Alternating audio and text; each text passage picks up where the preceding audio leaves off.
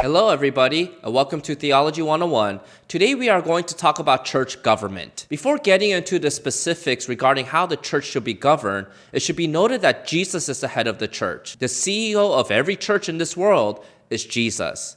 Look at how the Apostle Paul puts it. And he put all things under his feet and gave him as head over all things to the church. He repeats this truth in Colossians 1:18. And he is the head of the body, the church. He is the beginning, the firstborn from the dead, that in everything he might be preeminent. So we clearly see that Jesus is the head of the church, which means every local church must submit to his lordship and authority. Now Christ is not only the head of the church, but also the cornerstone. Look at Ephesians 2:19-20. So then you are no longer strangers and aliens, but you are fellow citizens with the saints and members of the household of God, built on the foundation of the apostles and prophets, Christ Jesus himself being the cornerstone. What is a cornerstone? A cornerstone was the first stone laid in the foundation. The builder will lay down the cornerstone as a standard by which he will place all other stones from it. The cornerstone determined the direction of the walls, and the foundation stones had to be measured identically with the cornerstone. It is that stone by which every other stone in the foundation and the structure will be measured on. So Jesus is the cornerstone of the church. He is the first foundational stone laid for the church. The apostles and prophets are the foundation stones who were built around the cornerstone, and the church,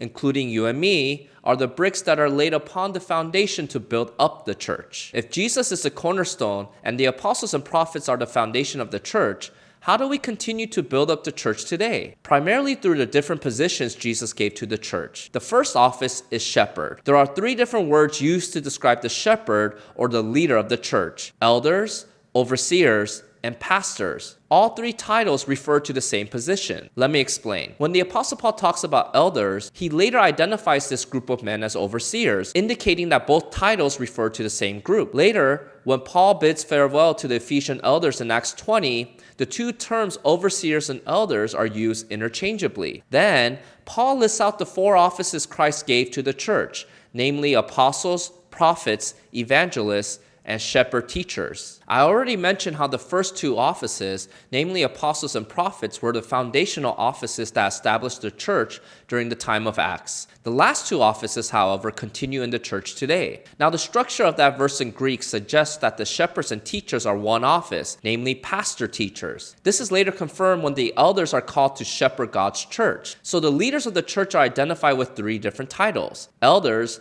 overseers, and pastors. Now, the primary task of the shepherd is to lead the church. Look at how the Apostle Paul describes their function. The elders who rule well are to be considered worthy of double honor, especially those who work hard at preaching and teaching. Do you notice that the primary way that elders lead is through the work of preaching and teaching? Therefore, when the Apostle Paul gives the qualifications of an elder, he says that they must have a certain character and competency. Regarding their character, they are to be above reproach, which means they are without criticism. Then he lists out the different traits to explain what it means to be above reproach. However, within this list, he lists the one and only skill that an elder must possess: able to teach. So the shepherds of the church are the leaders of the church. They are to have a certain type of character, and they must be able to teach, since teaching is the primary way that they lead the church. The second position within the church are servants. The title for this position is called deacons. The word deacons literally means servants in Greek. These are people who serve the church and run its operations. Whereas shepherds oversee and manage,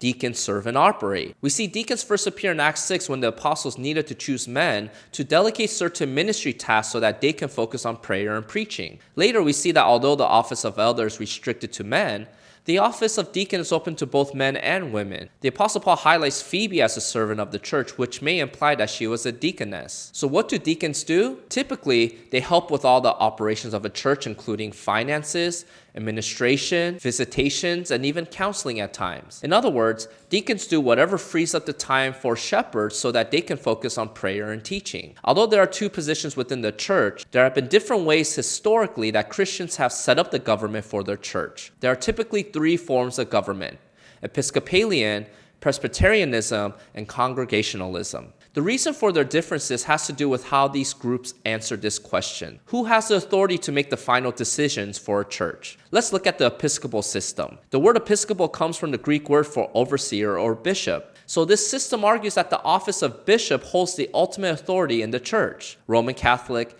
Anglican, Greek Orthodox and Methodists follow this model. The argument to support this model is that Jesus chose his apostles to have ultimate authority over the leaders in different churches. We see that James, the half-brother of Jesus, seems to have special authority within the Church of Jerusalem. Thus, bishops continue to uphold the same lineage where a group of men hold special authority over all the churches. Now, the weakness with this system is that there is no biblical support for apostolic succession. In other words, the authority of the apostles does not seem to continue in later generations. Also, as mentioned earlier, it seems that bishops or overseers is used interchangeably with elders, indicating that there is no difference in authority between bishops and elders. The second system, Presbyterianism, says that the office of the elder has ultimate authority over the church. The word presbytery is a Greek word for elder. Current Presbyterians follow this model. Now, the way the system is expressed is through several levels. At a local level, a session, which is a group of elders from a particular region,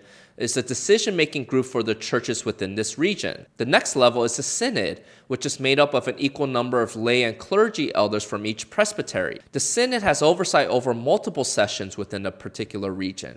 The highest level is a general assembly, which is a national group of elders who oversee all the different synods. An argument to support this system comes from Acts 15, where we see multiple church leaders come together and submit themselves to the higher governing body in Jerusalem. However, the weakness to the system is that there is no New Testament pattern where elders from a particular local church exercises authority over other churches. Instead, it seems that elders hold authority over their congregation, but not for a congregation that is in a different region. The final system is called Congregationalism. This system argues that the congregation holds ultimate authority over the church. This system stresses the autonomy of each local church and the principle of democracy. Lutherans, Baptists, Evangelical Free, Independent, and Congregational churches today follow this model. Within Congregationalism, there may be multiple models. A church can have multiple elders, one elder, or no elders. How that church government is set up is determined by that congregation. Even if a congregational church has elders,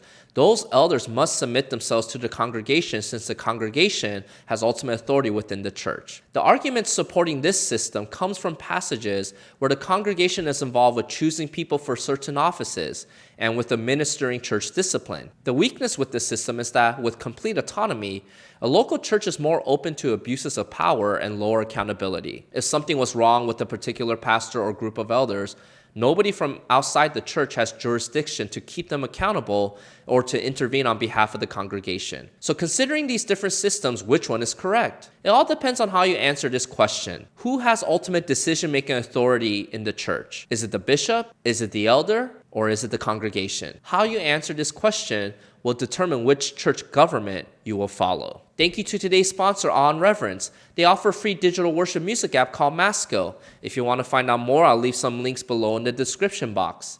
If you missed the last video about what is the church, I'll leave a link here for you to watch. Until next time, see you.